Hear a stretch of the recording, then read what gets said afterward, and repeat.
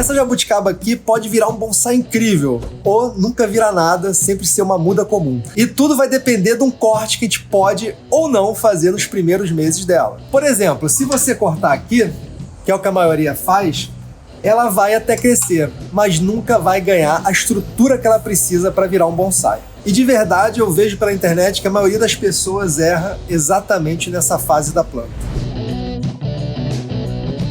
Bem, deixa eu mostrar essa muda aqui para vocês entenderem o que eu tô falando. Né? Essa mudinha aqui, ela tem uma coisa até difícil de jabuticaba, ela já tem um nebare, até porque eu já fiz um trabalho de seleção de raízes aqui quando ela era bem pequenininha, que é uma coisa também muito importante de você considerar se você quer fazer um bonsai de jabuticaba, né? Porque o ponto fraco, o calcanhar de Aquiles dela, é a gente conseguir fazer um bom nebária, porque ela tem dificuldade de criar raízes rápido, etc. Né? Toda planta tem pontos, vamos dizer assim, positivos e negativos para bonsai. A jabuticaba, a parte radicular dela é um pouco limitante, por isso que a gente não consegue fazer também técnicas como a alporquia, né, que é tirar uma muda de uma árvore já adulta. É difícil, até consegue, eu já consegui uma vez, mas é difícil, porque ela enraiza um pouco devagar.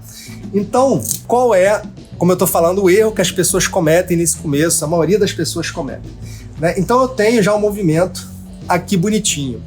A maioria das pessoas pensaria assim, bem, eu já tenho esse movimento aqui, né, como vocês estão vendo, uma curvinha, então eu vou cortar aqui para continuar fazendo bonsai.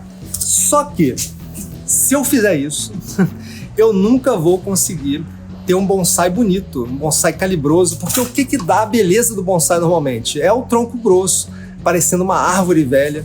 Então, as pessoas têm pressa em começar a definir a linha de tronco e começar a estruturar o bonsai. Então, para você entender, ficar muito claro e resumindo, o que as pessoas fazem de errado no começo é primeiro tentar já definir o tronco de cara e tentar já estruturar os galhos da árvore muito cedo, tá?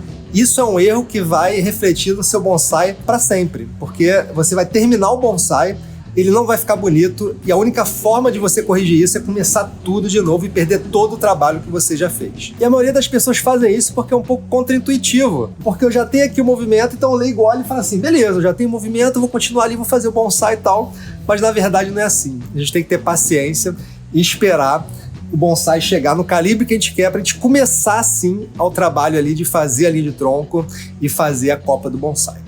Beleza? Isso tem que ficar muito claro. E aqui a gente tem que entender uma lógica, que a planta, né? Por que a planta engrossa? Isso é uma coisa que vocês têm que entender. Por que a planta engrossa? Porque é que nem um prédio. Imagina só, quanto maior o prédio, vocês acham que tem que ser mais fraca ou mais forte a fundação? Pensa comigo. E a planta é igual. Na verdade, a planta vai engrossar por uma necessidade de sustentar aquela copa grande, aquele peso que está surgindo ali. Então ela engrossa para dar sustentação. Né? Engrossa o tronco, engrossa raízes, né? Aprofunda as raízes para dar sustentação. Então, se eu cometo esse erro de podar minha planta muito cedo, não deixar nunca ela crescer, ela nunca vai engrossar devidamente também. É muito óbvio, né? Então, o que as pessoas não querem esperar e que a gente precisa no bonsai, a gente precisa de uma fase feia no bonsai, né? O bonsai ele tem que ficar feio para depois ficar bonito. Se você quiser deixar o bonsai bonito desde o começo, ele sempre vai ser feio, né? Olha que interessante, né? Então, eu preciso que ele fique feio antes para depois ele ficar realmente bonito. E se eu quero deixar ele sempre bonito, ele nunca vai ser bonito de verdade, vai ser sempre feio. Parece paradoxal, mas é o que é verdade. Então vamos à nossa parte prática do vídeo, né? O que eu preciso realmente fazer, por exemplo, com a muda dessa aqui, e que eu já fiz nessa muda aqui de trás, que eu vou mostrar para vocês. A diferença de calibre aqui é gritante, né? Dá para vocês verem. Então, eu tenho uma muda assim, acho que dá para pegar ela toda, deixa eu suspender um pouquinho aqui a câmera. Então eu tenho essa muda aqui com esse movimento aqui, tá? E aqui tá tudo reto. Então isso aqui incomoda muito quem tá começando. Mas, na verdade, meu foco tem que estar aqui. Eu tenho que esquecer tudo para cima por enquanto, porque eu preciso disso aqui só para criar o peso do meu arranha-céu que vai engrossar a base, que vai fortalecer a fundação. Então, o que eu tenho que fazer de fato aqui é estimular mais ainda o crescimento apical da planta, que é o tamanho dela que gera o engrossamento do tronco. Então, eu vou tirar aqui, né, por exemplo, posso tirar esses galinhos fracos aqui todos, ó, dá para ver? Dá. Esses galinhos fracos aqui todos, eu vou, e mais baixos, né? Eu vou tirando. Posso até tirar isso aqui todo para estimular que ela brote para cima e aumente o peso, como eu tô falando, que essa base vai sustentar. Então, hoje, nessa planta aqui, eu faria só isso. Até que ela ganhe o calibre que eu quero, que eu imagino para o meu futuro bonsai.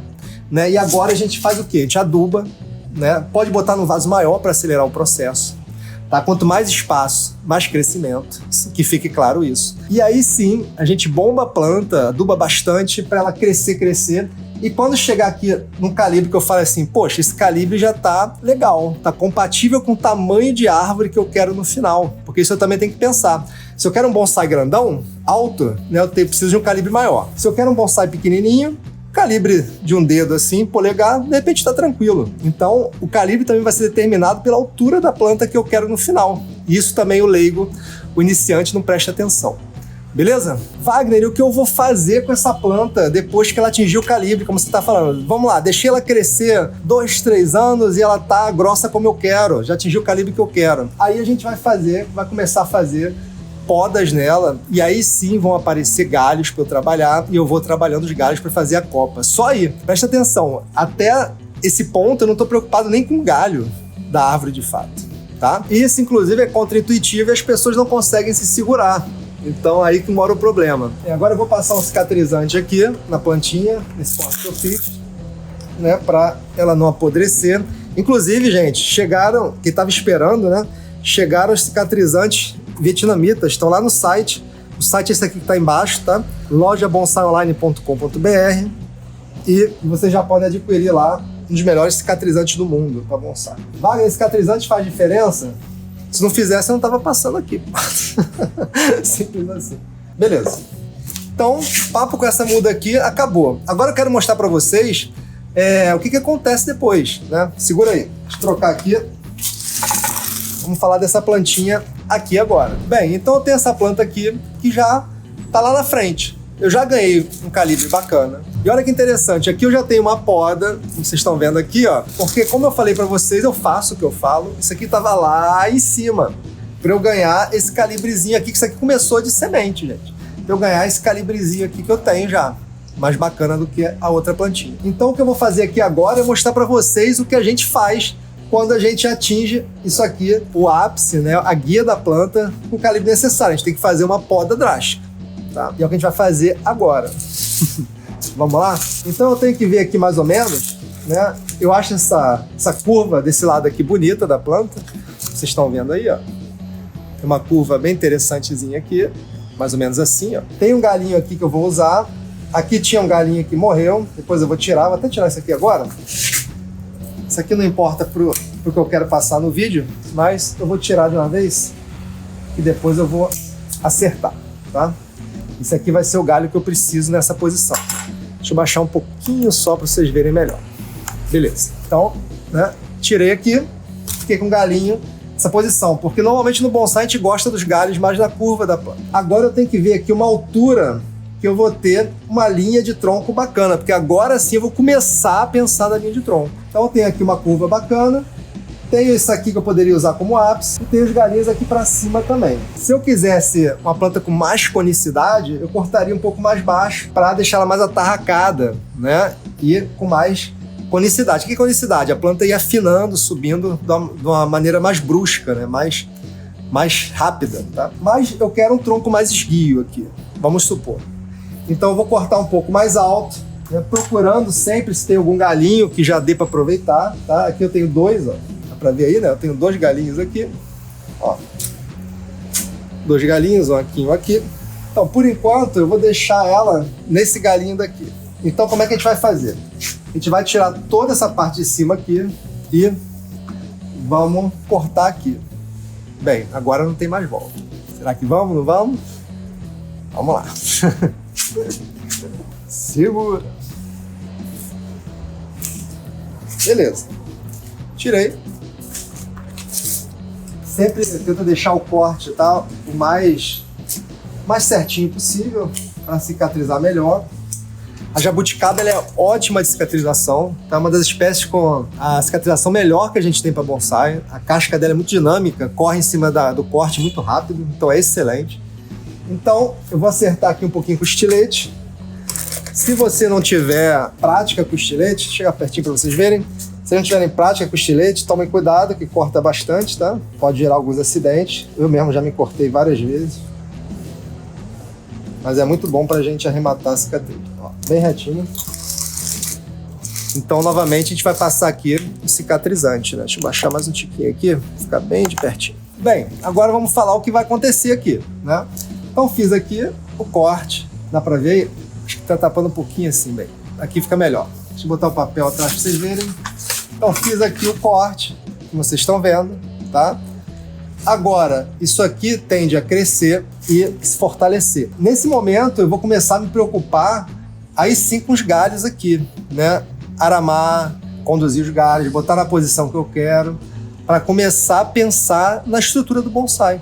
E assim eu vou ter um bonsai com tronco grosso e com estrutura. E não como a gente vê frequentemente por aí, um bonsai com tronco fino e com estrutura, né? Que não vai ficar bonito. Entenderam? E dentro mais ou menos de um ano, isso aqui já vai estar tudo cicatrizado, né? Com a conicidade bonita, e você pode fazer um outro corte aqui e fechar a sua planta e começar realmente a fechar o seu bonsai. Então, mais uma vez, guarde no seu coração, o bonsai tem que ficar feio para ficar bonito. Se ele ficar bonito desde o começo, ele vai ficar feio. Tá? Parece coisa de mestre chinês, mas não é. E se você tem mudas aí que você quer trabalhar, salva esse vídeo aí, porque esse vídeo vai te ajudar para sempre.